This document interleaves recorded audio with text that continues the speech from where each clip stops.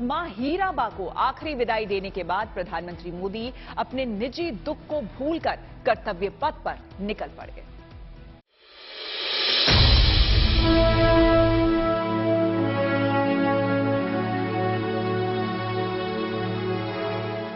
जीवन के सबसे कठिन पल में भी कर्तव्य पथ पर अडिग बढ़ते जाने की ये तस्वीर हमेशा याद रखी जाएगी। सियासत में भी सदियों तक इस तस्वीर की मिसाल दी जाएगी। एक ओर जीवन का सबसे बड़ा दुख, दूसरी ओर कर्तव्य की पुकार। निजी दुख को सीने में दबाकर सार्वजनिक मंच पर प्रधानमंत्री की मौजूदगी कर्म से उनका लगाव और देश के प्रति उनकी निष्ठा की एक और मिसाल है।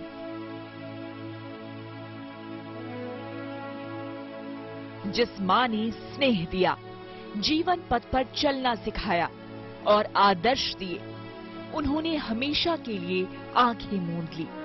हीराबा के निधन की खबर मिलते ही प्रधानमंत्री अहमदाबाद पहुंचे। बेटे का फर्ज निभाते हुए मां के पार्थिव शरीर को कंधा दिया, मुखाग्नि दी और नम आंखों से मां को अंतिम विदाई दी। मां हीराबा से प्रधानमंत्री मोदी के लगाव की गवाह वो अनगिनत तस्वीरें हैं जिनमें वो मां के साथ नजर आते हैं। मां के संघर्ष और उनके योगदान को याद करते उनके अनेकों संस्मरण हैं जिनमें मां के प्रति उनकी भावनाएं झलकती है। समझा जा सकता है कि मां के निधन के बाद पीएम मोदी के दिल पर क्या गुजर रही होगी, लेकिन इस दुख को अपने सीने में समेटकर वो कर्म पथ पर चल पड़े। मां के अंतिम संस्कार के बाद प्रधानमंत्री सीधा राजभवन पहुंचे, जहां से उनको कोलकाता में वंदे भारत एक्सप्रेस को हरी झंडी दिखानी थी।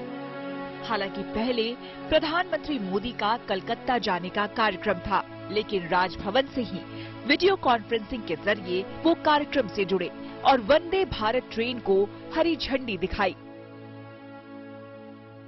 देश आजादी के 75 वर्ष का पर्व मना रहा है, अमृत महोत्सव मना रहा है। इसी अमृत महोत्सव में देश ने 475 वंदे भारत ट्रेन शुरू करने का संकल्प लिया था।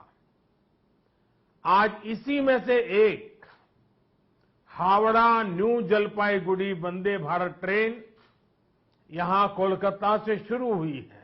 आजादी के अमृत काल में हमें फॉरवर्ड लुकिंग सोच और अप्रोच के साथ देश को आगे ले जाना है। प्रधानमंत्री ने पश्चिम बंगाल को 7,800 करोड़ रुपए की परियोजनाओं की सौगात दी।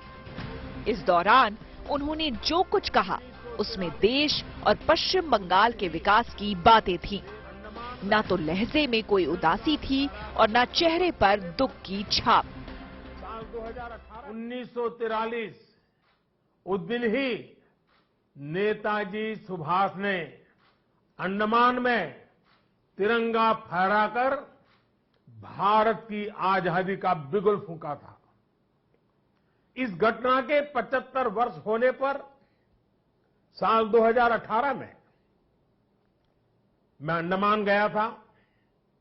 नेताजी के नाम पर एक द्वीप का नामकरण भी किया था। बेशक इस कार्यक्रम में मौजूद पश्चिम बंगाल की मुख्यमंत्री ममता बनर्जी ने प्रधानमंत्री को उनके निजी क्षति को याद दिलाते हुए उनसे कार्यक्रम छोटा रखने की अपील की।